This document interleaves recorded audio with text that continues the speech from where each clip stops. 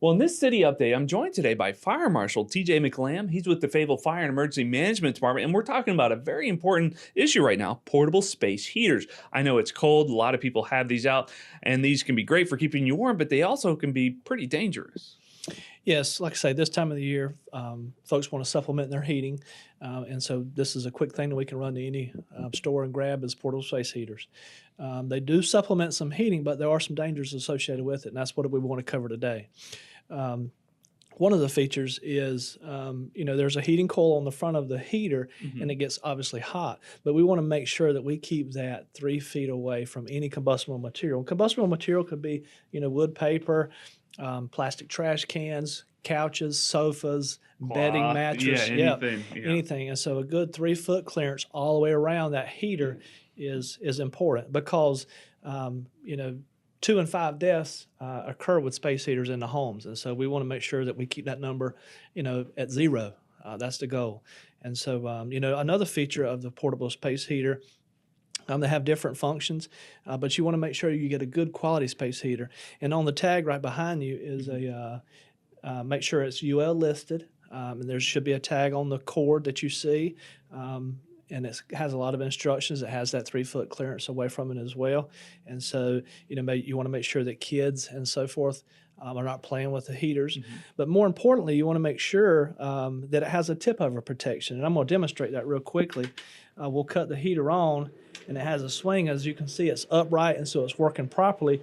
But if I tip it a little bit, the heater cut off. And so that's called tip over protection. Yeah, I never heard of that until we did this today, so that's good to know. And so folks have cats, dogs. They could run through. They could hit it, and if it falls over and lands against the carpet and don't have that tip over protection, we could result in having a fire in the home. And so that's a real important feature to have on the portable space heater. Now, as far as placement, I want to make sure I don't want to put this like in a walkway or pathway where somebody could trip over it That's too. right. You just, kind of sitting out of the way. A lot of people have them in business offices. They have them under their desk, to keep their little feet warm. But again, that 3 foot clearance is key.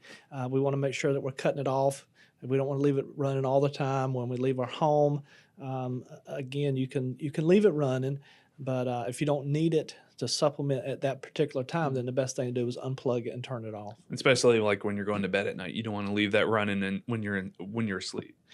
That's correct. Again, especially have cats and dogs, at night and it tip over.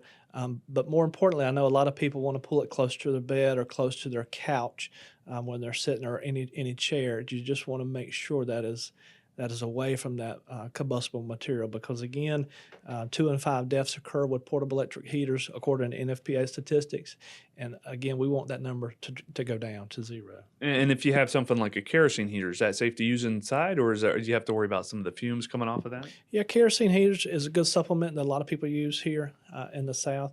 But we want to make sure the key important to that is when you refuel it, take it outside and refill it. Don't refill it. Don't bring that kerosene container inside and because, I've done it a bunch of times. I've spilled it.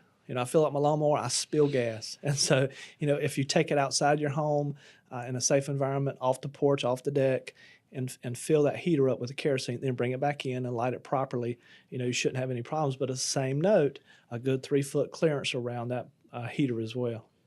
Well, is there any other safety tips you'd like to share before we wrap it up? No, just make sure when you do heat, make sure you're heating safely. If you have any questions, you can contact the fire department. We'll be more than happy to answer any questions you have. 910-433-1413. And thank you for watching this City Update.